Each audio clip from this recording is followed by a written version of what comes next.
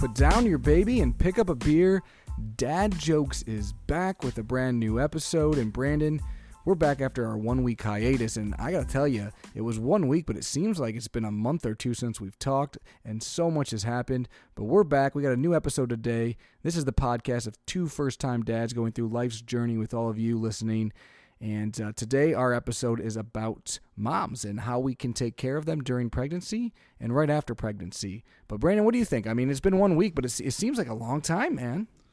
It does seem like it's been a long time. Luckily, you and I work together every day, so you're feeling like we haven't talked in a couple of weeks. Might be because I actually am working while we're there, and you're just around there playing hacky sack. Yeah, well, hey, you said luckily we work together, so I got that on tape right now that you said luckily we work together. So tomorrow when you're complaining about working with me, we can roll this back. But Brandon, it's been, I mean, again, like we've talked, but it's been a couple weeks since we've kind of catched up, if you will. So what has gone on in the Banks household? Caught up? What did I say? Catched up? Yeah, I think you're right. You've always were the English major of the two of us. This is an English minor. This is the latest we've ever we've recorded, so I'm gonna give you the benefit of the doubt. Okay, I appreciate it. The last couple of weeks have been pretty eventful. Bryce is nearing his 7-month mark. He'll be 7 months in less than a week. So he definitely is growing. He's been absolutely amazing for the last couple of weeks. Had a little bit of a rough patch a few weeks ago when he got his 6-month appointment. He had some shots. Had a few days of not feeling great, and I feel like as soon as he got over that, even through like a cold and things like that, his just, I don't know, his personality's starting to come out, which I think really it might be me just kind of want to toot my own horn because everybody says he looks like his mom but acts just like me. So if he's being amazing and everybody's saying that, maybe that's people complimenting me in a roundabout way. Is that like a narcissistic way to look at it? Oh, maybe. For sure it is, but it's okay. But yeah, he's just been generally just a happy kid. We haven't really dealt with many like blow ups from like sometimes you can set your clock to your kid freaking out. Yep. That seems to have gone away for at least this last little bit, which hopefully is a little light at the end of the tunnel for you. We've been able to put him like in activity centers so that he can entertain himself and able to like eat and wash. Like this morning I was waiting for a dishwasher to get installed, and I put him in an activity center and washed probably, 3 days worth of dishes. I'm exaggerating. It was like just overnight dishes, but it felt like I was washing dishes forever. Shots fired, Kelsey. Shots fired. It ain't Kelsey's job to wash the dishes, but that's a mutual thing, which we'll talk about later. But I mean, it's been good. He had his follow-up appointment for his peanut allergy. They gave us some recommendations. We're going to do some lab testing at his 9-month appointment, just to check him for allergens, things like that. And in the last couple of weeks, he's eaten hummus, blueberry, strawberry, cucumber, banana, avocado. So he's kind of going through the gamut. But it's been a good week. And I know we talked about it, Brandon, but the last time we were on the show, you kind of mentioned the fact that you kind of had a little bit of a disagreement or a snafu with your doctor. How did that end up? When we got there, no issues. They handled everything exactly how I would have wanted it to be handled. They took our concerns seriously. They also ran it up the chain. So I think really what it was more than anything else was one individual who we may never have to deal with again. And if we do, we'll address it at that point. Because when we got there, I couldn't have been happier with how everything was handled. It wasn't even worth bringing up at that point. That's great. That's really good. So that makes me happy. Yeah, we've been a little bit different than you guys. It's kind of been like spinning a wheel on a day-to-day basis with Peyton the last 2 weeks. Some good, some bad. Not a lot of rhyme or reason, but in her defense, there's been a lot going on. So first and foremost, you said Bryce is about to be 7 months. Peyton just turned 4 months. I can't believe she's 4 months old. And with her 4 months, she had her 4-month doctor's appointment the other day, and that went fairly well. She's gaining weight, so she's still tracking with her weight and her height, so that makes us feel feel good, and she has been approved or allowed now to eat a little bit of food. So she started having oatmeal the last couple of days, which she's not quite sure how she feels about that. I was just about to ask, how does she like that? She's not quite sure. She kind of likes it at one moment, then she hates it the next. But the doctor says that's normal and to keep introducing it. So we've done that the last couple nights. So that's been fun, if nothing else, for mom and dad. But the big thing with the 4 months is she got kind of her boosters to her vaccines. So she got some shots. And the first time she got shots, she was maybe a little tired and a little cranky, but nothing major. This time was drastic. She was extremely cranky all day the day she got her shots. And not like her normal cranky, but like sad, which kind of hurt your heart a little bit. She was very sad all day, very cranky, but kind of in a weird thing, Brandon. She went to sleep, woke up once, and slept all the way till 10:45. Luckily, Macy didn't have to work that day, and she's never done that. So I think they knocked her out a little bit.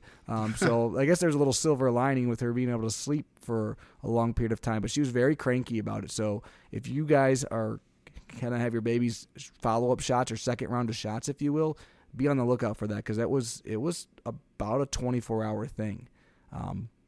The other thing is she's at her 4-month sleep regression right now. So some nights are good. Some nights she's waking up a lot, which is tough. It seems like she's a little less colicky during the days, a little happier during the days most of the time, but she at night is waking up more frequently. But I think that's because of the sleep regression. But I will tell you, Brandon, one of the days, it was actually right after we recorded the last time, she had her crankiest day ever. I swear it was right after I was saying I think the colic was over, and she was just a nightmare the entire day.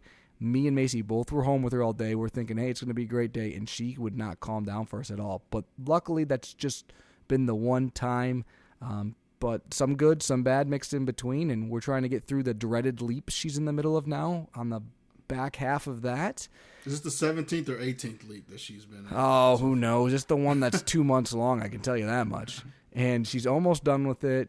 Hopefully getting through her sleep regression, and she should be doing good. We talked to the doctor about sleep training. They basically said, yeah, you can try it, but you got to be careful. And honestly didn't give us too many pointers because they were like, every baby's different. You just got to see what will work, what works for you, try it out. So we haven't committed 100% to starting that right away, but we're going to keep an eye on that. She's napping a little bit better in her pack and play and in her crib, but it's just at night she's still not doing great unless she's in the bed. But we're working on it, and we're going to keep playing that by ear, if you will. Well, I'll tell you, I hope that if Bryce's kind of trajectory is what Peyton will be on, because once he hits 6 months, I feel like a lot of the sleep issues that we had kind of went away, and he's just generally happy. So I'm hoping for you guys, because I feel like this has been, Kelsey and I were just talking about this. This has been the most fun stage for her, other than like straight up newborn. For me, this is the funnest stage, because you can just see in leaps and bounds. I almost feel like day in, day out, just new ways that he's developing and things he's kind of picking up on. So he's sitting up. Sitting up was like a thing. I think the last time we talked about it, I was excited about. I can just sit him in the middle of our table, and he'll walk away if I wanted to. I haven't done it yet. But that's awesome. He'll be sitting there when I get back without even thinking twice about it. Well, Peyton the other day rolled from her back to her belly, which we were super excited about. I didn't get to see it.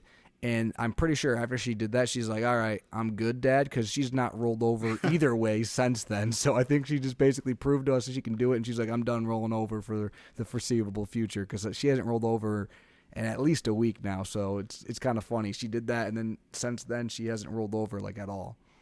It's been a running joke on the podcast that Bryce is going to crawl and walk before he rolls over, like consistently. And it's going to happen. He's already he's scooting. He's not doing like the butt scoots. The bum scoot? He basically will end up on like a completely different side of wherever he's at if he's laying flat. And I don't know. It's really interesting.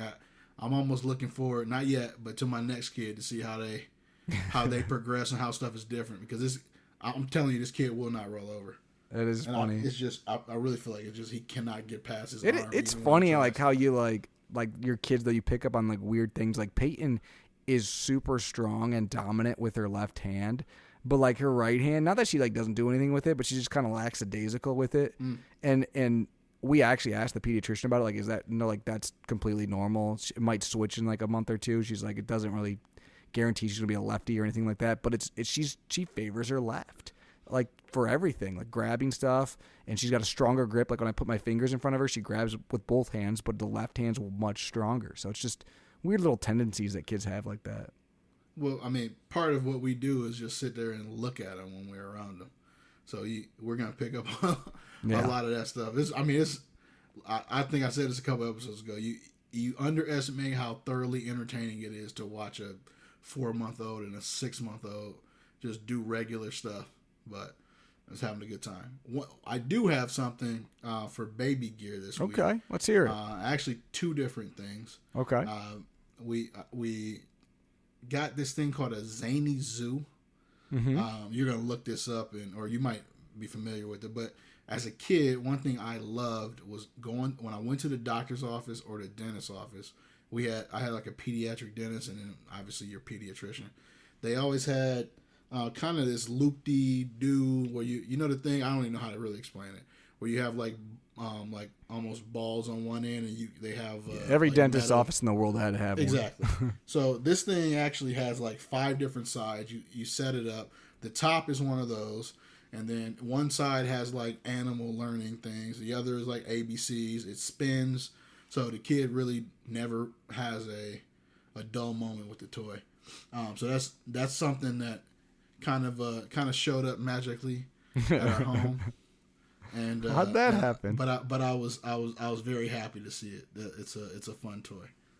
As Jerry Googles it and looks up how much it costs. Oh yeah, for sure. So what's the second one?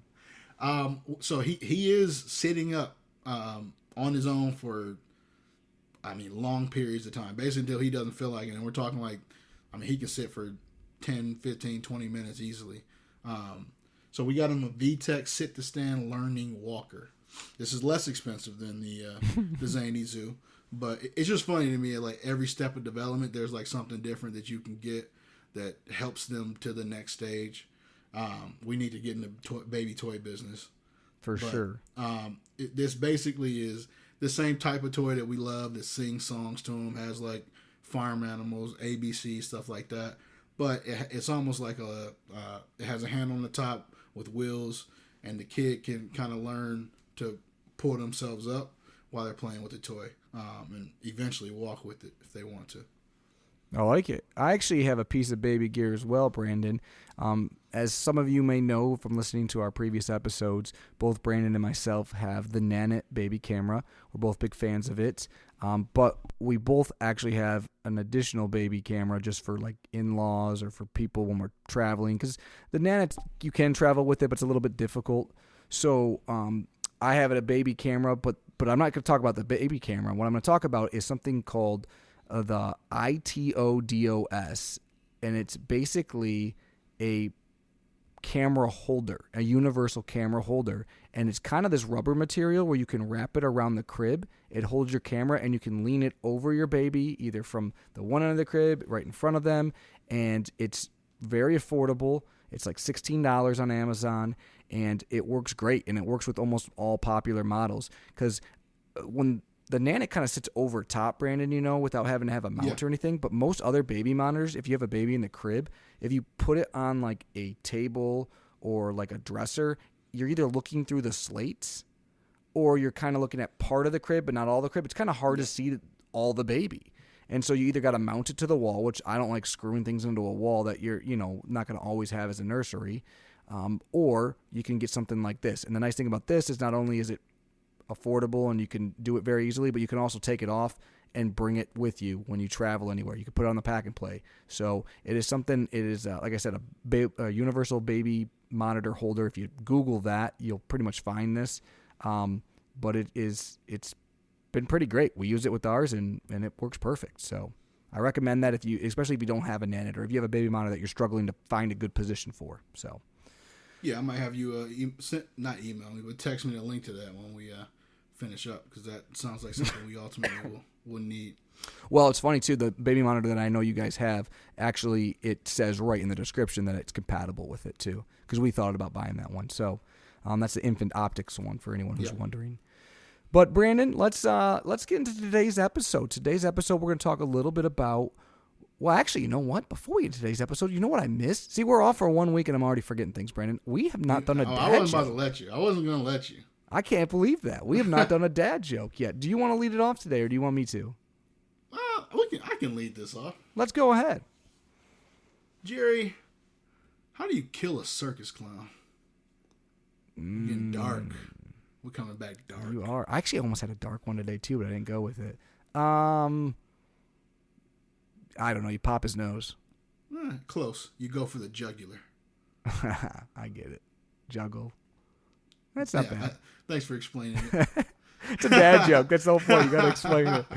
Oh, well, now that we've done our namesake and we had a dad joke, let's get into today's episode, Brandon. We're going to talk about basically ways as a dad that you can help your wife during pregnancy and after pregnancy. And actually, this topic is a topic that one of our listeners gave to us. So thank you. Yeah, thank you, Josh, for giving us that topic. And it's something that we thought we could touch on. And it's very important. And like I said, there's ways you can help out during pregnancies. There's a way you can help out right after the birth. And then throughout, obviously, the first few months of your baby's life. So let's kind of go in the timeline, Brandon. I'll let you start and kind of talk about some of the things that you did and kind of what you've learned about helping your wife during the pregnancy stage. Yeah. It's kind of as you mentioned, I broke this out into a few different categories based on how Josh phrased his question. And he shot us a message right on our Instagram page. We appreciate it. And if anybody else has any ideas for topics, we love to hear from you. Josh sent us a couple, and we are most likely going to use both of them. So the way I looked at this is kind of before baby, during birth, and then after birth. And he specifically wanted to know about some things like right after baby's born. The number one thing, and I could almost say this goes into every single category, but make life as easy as possible for as long as possible. Not only for yourself, but especially for your wife. Your wife or the mother of your child. I mean, they are the ones who are carrying the child. There's a lot of pressure that as dads you don't necessarily see or feel that they're going through. They are responsible for keeping this being alive. So for me, that kind of goes into keeping stress away as much as possible. I'm the type of person who does not bring work home. You got to have outlets to be able to let your own stress out as dads, but you also want to keep some unnecessary stressors away from your partner as well. And then also from our end, making sure that with your partner everything is ready for the hospital visit. So as you're getting closer, you kind of, as dads, it's tough because there's not a lot that you can do. Jerry, you and I both felt this. As soon as we found out, we just did a ton of research. You and I both know way more than we need to know about strollers and car seats. And then you kind of hit a lull. And it's like mom is growing, baby's growing inside of her. You get to feel the baby kicking when they invite you over, let you know what's happening. But it's almost as dads, and I almost feel like it's a man thing. I might be wrong, but you kind of want to protect and provide, and you're the one there to figure stuff out. And sometimes they go through stuff, and you don't necessarily know how to help. So there are things you can do along the way, which we just kind of went over. And there's one other thing that I'll go over kind of at the end. But what else do you have, Jerry? I think there's a couple things I'll touch on. I think the first thing is it's very important to know your significant other. So everyone's obviously different, and some people want you to probably do a lot and be very involved. Other people probably want you to give them some space and let them kind of deal with things on their own. So know your partner, and if maybe you don't know this side of them or don't know how they'll react, communicate. So I know I'm very research driven and I like to have a lot of answers, but I also know that sometimes that can stress my wife out. So instead of always saying, hey, we need to do this, or we got to do that, or what about this idea, it's knowing when to present ideas or how to present ideas. And then sometimes maybe not even doing that, but just having it in my own head because it's just going to stress her out. And then, finding ways to maybe help relieve some of the stress that they're having.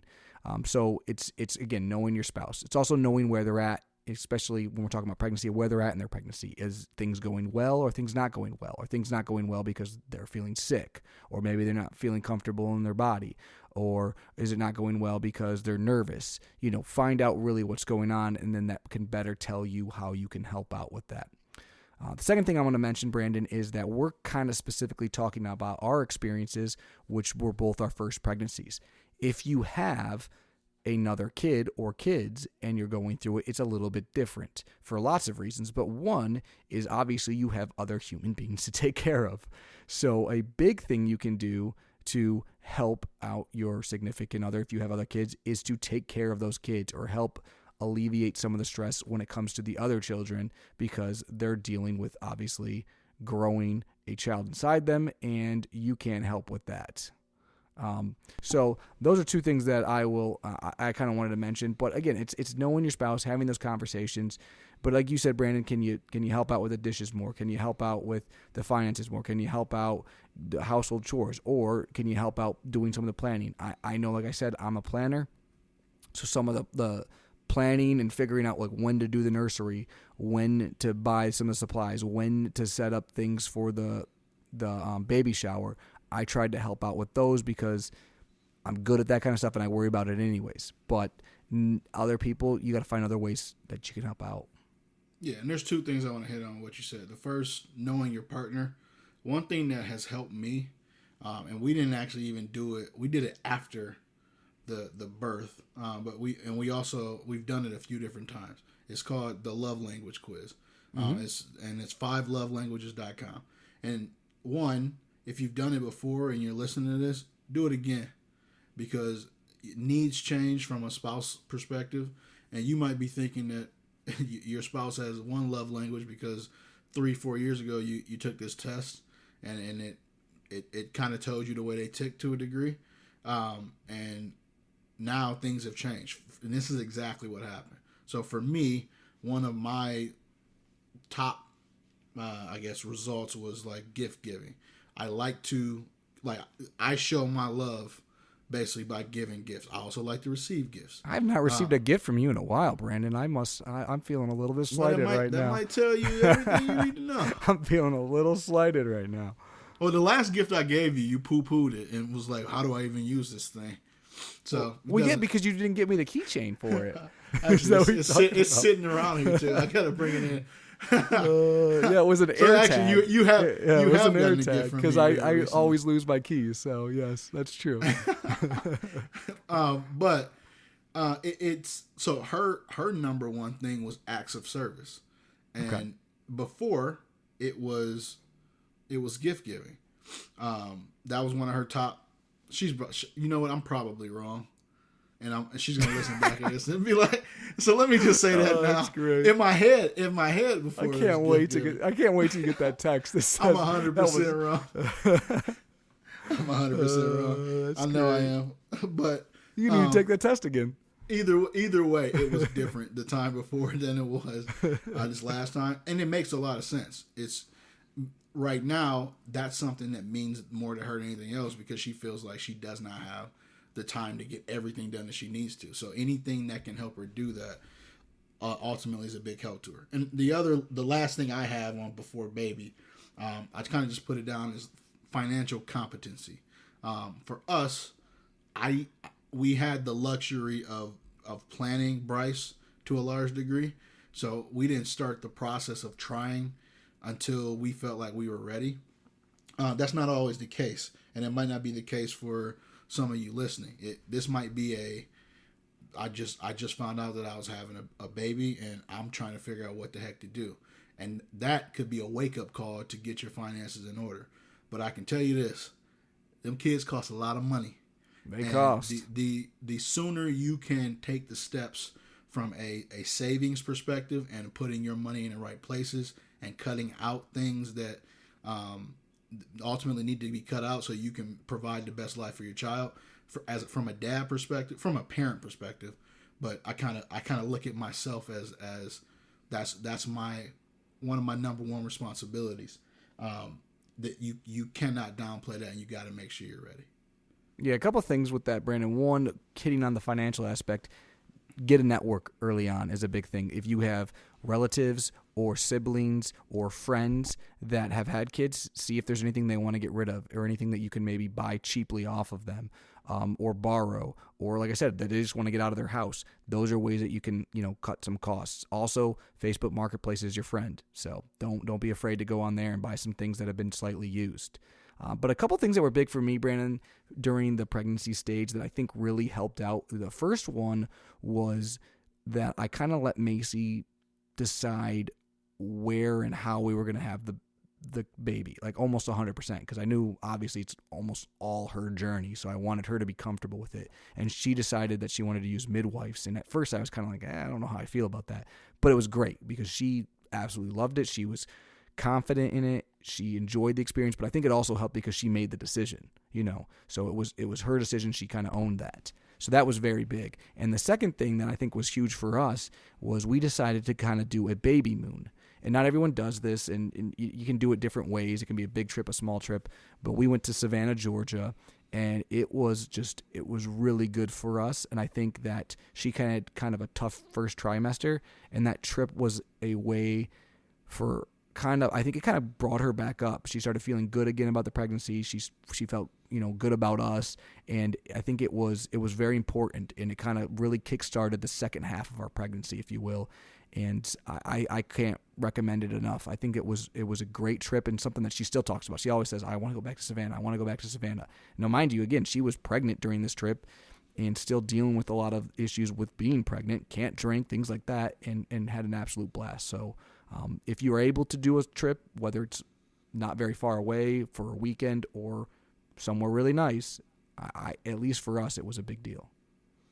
Yeah, and that's something that we need to do. I've been talking to Kelsey about that for a little while. It's time for the Banks family to take a trip. And the problem, fellas, is if you want to take vacations, I'm saying fellas, I might feel the same way, but wifey might not want to leave the baby. Mm-hmm. We might not want to leave the baby, but there is like Kelsey does not want to leave Bryce at all. So we'll see when the next trip is taken. Well, maybe we take Bryce with us. Yeah, and I mean, you might even do both. We've talked about that. Like, yeah, I mean, we had an early episode on that, traveling with baby. Correct. You could travel with the baby, and it could be maybe somewhere local, and then you guys could go somewhere less local for a week, or vice versa. So you can do both, or maybe you can't, and you decide which way you want to go. And I think the important thing there too is both are okay. I've seen some parents that are like, I would never leave my kid, and I've seen other parents that are like, oh, it was so important to get away. You need time for yourself.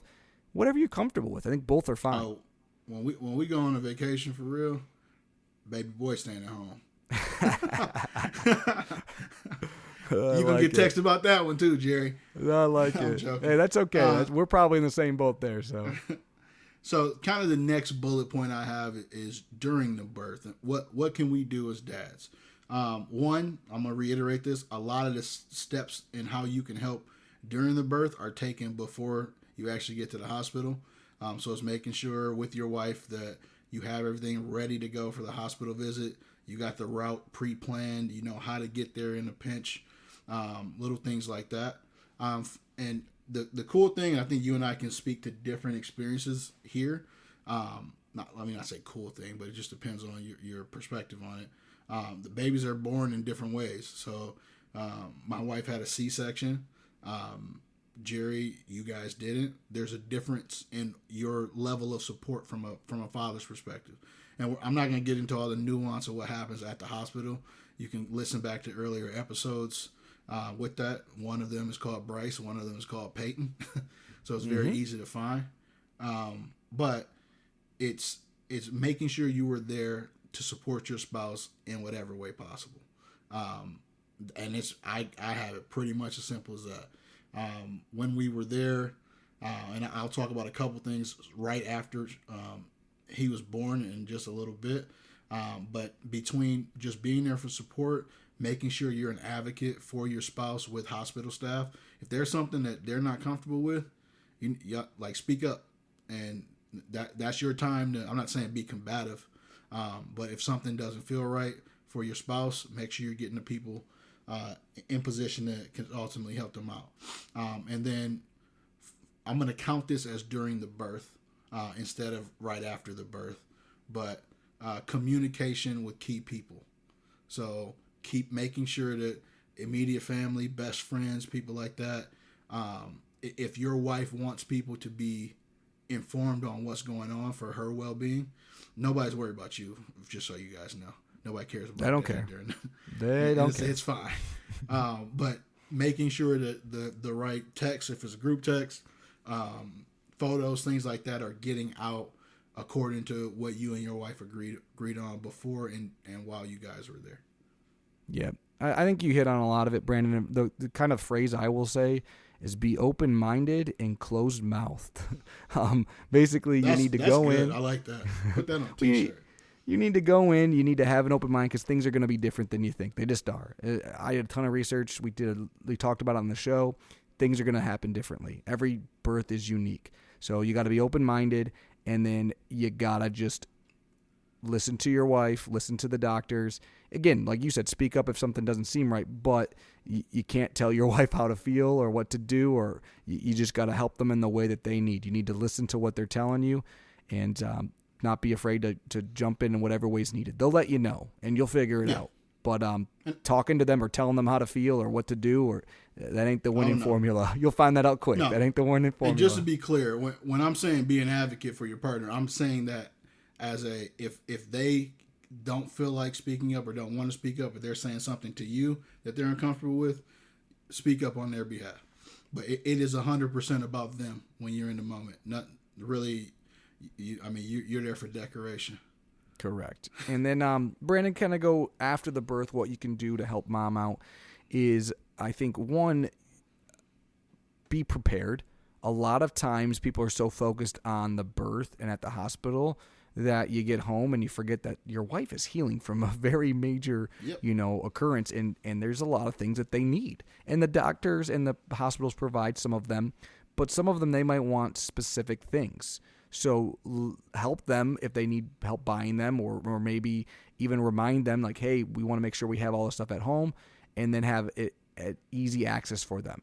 So make things easy for them as far as supplies go and where they're at. Also, just think about the layout of your house. You don't want them to be doing a ton of walking, especially up and down stairs. You don't want them to have to travel very far to get things done. So try to put things in convenient places before you go to the hospital. So when you come back, you're not moving it all like crazy.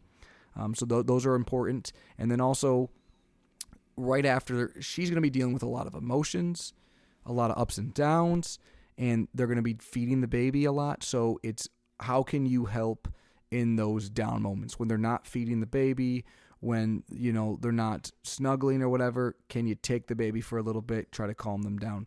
Can you help get her food while she's feeding the baby? Can you help get her supplies while she's feeding the baby? Can you help grab stuff so it's where she wants to be? She's more comfortable on the couch or in the bed. Whatever she needs, get everything that she needs for her. And then when she needs space, take the baby and give her space. I guess kind of what I would say is the best way to help out after birth. What do you think, Brandon? Yeah, to what you just said at the end, my last bullet point, and I got a couple things before that, but don't ask what needs to be done, do it. Like a lot of times, like your wife may have a very high mental load, and they're just thinking about every single thing that they need to get done. It might, in their head, it might be the dishes and the laundry, and if they're going back to work at some point, that, or they might be working now, feeding the baby. And sometimes, like I know me personally, I'll in my effort to help, I'll ask, hey, what do you need me to help you out with right now? Because I'm thinking it ultimately, I'm trying to, whatever the highest priority item is, tell me that. I can see clearly what needs to be done. And but that's not necessarily how to tackle it at all times. And in a lot of cases, you just need to get up and do it, because you might just be adding on to the. And it sounds minor, but it's like the little things that can kind of push a day one way or the other. In their minds, they're needing to tell you what the next thing to do is. So that's something that I've kind of. Go ahead. I was gonna say, and food is your friend. So if you can have snacks, if you can have different types of food, and if you can, because I mean, especially if they're breastfeeding, that's a lot of basically nutrients that are coming out of them. Yep. So they're more hungry. So having snacks, having food that they like, and then having it easily accessible is going to help you out. And then even if you run and grab something special every once in a while, that can be a good way too. I'm saying this, and I didn't do that enough probably, but food can be your friend. That can definitely help you out. And like you said, just being able to do stuff without having to ask. If you see stuff, household items, get it done. If you see something that needs to be built that wasn't built before the birth, get it done. And then when you can tell your wife's maybe at her limit, take over. Don't ask, just to say, hey, give me the baby, and just take over, walk out of the room, give them some space. Because that's sometimes too, is if you're standing right next to them, holding the baby, and the baby's crying, they're going to want the baby right back. Yeah. But if you take the baby, walk away, go to the nursery, go wherever, it lets them maybe kind of breathe for a little bit too. So sometimes they need a little bit of that space. Otherwise, they're going to just feel like the baby's attached to their hip. And fellas, sometimes, I'm saying fellas, I know we got ladies listening too, but sometimes they don't, I want to make sure I phrase this the right way. Sometimes you just got to do it. Because I know in our situation, Kelsey sometimes deals with like guilt of not, like, even if it's like she's working on something and I'm playing with Bryce in the other room, or I'm putting Bryce to bed or something like that.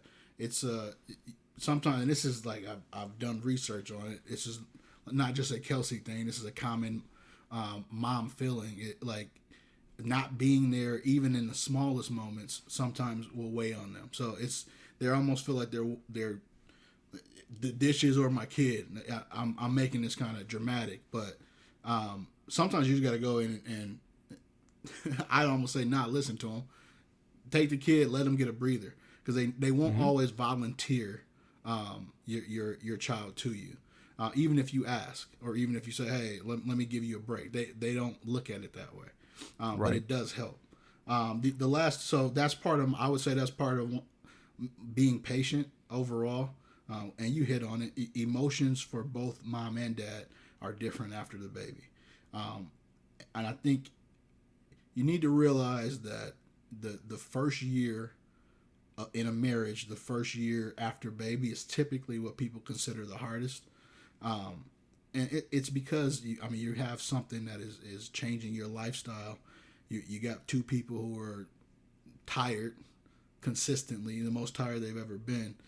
You got to remember that you have a teammate in this, and you have to be patient. Even sometimes stuff isn't gonna make sense, but guess what? A couple of days later, or next day, or a couple hours later, everything will be fine. And my last thing, go ahead. Well, I was going to say that, kind of you saying that, I think another point is too, a way that you can help is have conversations with your wife like she's your wife, Yeah. You don't always have to just be like, okay, baby, what can I do for the baby? How can I help you when it's related to the baby or as a mom? Have a conversation with them about work or about social media or about TV or anything, like your interest about life in general, and still, have those moments and those take advantage of the opportunities you do have to just be husband and wife, because I think that helps too. If they know, like, hey, I'm still this person's wife, or I'm still this person's, significant other. I'm not just a mom, because if they're treated only like the mom, they're going to always feel like the mom. So you gotta make sure that they know that that relationship that was before there was ever a baby or even a pregnancy, that's still there too. It's just evolved and adapted. It's almost like you like are looking at my notes right now. And the crazy thing is, I'm going in a reverse order of what I. Well, I'm smart, put 'em Brandon. in. I'm real smart. You should buy me a But gift. that's my that's my last point is be present. And this is something that personally I struggle with more than I should. A lot of times when I get home, that's the first time I've had all day to really check my phone or like catch up on what's going on in the world. But really, it's also the only time I have with my wife and my kid for some days. I mean, we work similar jobs. Some days that might be a 30-minute waking hour thing with Bryce. Some nights I come home and he's asleep. But it's also taking that time with your wife and making sure the time that you and your wife have is precious. Don't take it for granted. If you can get away with no phones or limited phones, and sometimes this stuff is unrealistic, but you need to be aware that it adds up, and you can go if you go in a couple weeks and you're on your phone and in the hour and a half you get waking with your wife, that stuff is going to weigh on both of you guys because obviously you're married for a reason. Yeah, and it's just being conscious of it too, because I mean it is tough as a dad, because if you do work a lot, like when you come home, like you said, Brandon, you're going to want to spend time with your kid because you haven't seen him all day. You're also going to want time to decompress, and then if you talk to your wife, a lot of times you're going to talk about your child because you haven't all day. You haven't been around to talk about your kid. So how was like I'll be like, how was Peyton today? What does she do? How was she for you? What about this? And then you start talking about the kid, and there's nothing wrong with that, but it's just being conscious that, okay, maybe we should talk about something different right now. Or maybe I need to ask, well, how was your day? Or what are you doing here? Or did you think about us doing this, next week or whatever? So I think just being conscious that, hey, you don't need every conversation to be about the kid is important. Not that you don't want to have a lot about them, because you do. That's why you talk about it so often. But, they're a person too. There's more than just the relationship with your kid. There's also the relationship with your significant other. So, yeah. I mean, for me to put a button on all of it, it goes back to the first thing I said. Making life as easy as possible for as long as possible. If that's helping out around the house more than you were before or as much as possible, do that. If it's having those conversations after the kid goes to bed to catch you guys up on each other's lives, do that. If it's slapping her butt when she walks into the kitchen, do that. Because you said it best. That it's still your wife at the end of the day. We gotta make sure that we keep that. If it's taking a love language test, do that. Hey. Do and it. find out. So we might have to do that. We might have to do that, and you might have to do that. We might have to share our actual results one of these times, because now I'm actually curious. I've done it before, but I'll take it as soon as I get off here. Maybe my results have changed in the last 3 weeks. They might have. Take it last. So Brandon, are you ready? I like gifts, Jerry. You do like gifts. I do know this. Are you ready for a dad joke? Are you gonna go for the jugular? I'm not going to go for the jugular, but I do have a question for you. Okay. I want to know, how does a hamburger introduce his girlfriend? Hey, Dad, look at these buns. No, he goes, meet Patty. My answer was better. It was not better. You said slap your wife's butt and look at these buns. I don't know what's on the brain or what's happening after the show. Bryce might get a new sister or brother or something. I don't know what's going on. It's 10:21. That might be what that's funny. So meet Patty. Yeah, I thought that one was clever. That was cute. It was fun. Not Mrs. Buns. Not Mrs. Buns. But Brandon, speaking, I don't know how I'm going to do a transition. I'm not even try. Yeah, let's go. Brandon, speaking of buns. I'm just going to say that since we are back, if you haven't listened to us before and this is the first time, please like us on Facebook, on Instagram. This episode was literally an idea of one of our listeners. Send us ideas. Tell us what you think. We also have a TikTok page that we just started recently. Watch us on TikTok. I'm still trying to figure it out. I know that we got 3 TikToks on there now, Brandon. So I know that Kelsey's slacking a little bit. She needs to make one. So we'll have 4 on there. You must want her going for the jugular. She's gonna go for the jugular. She'll beat you, Jerry. That'll be the TikTok. But no, there's a TikTok out there.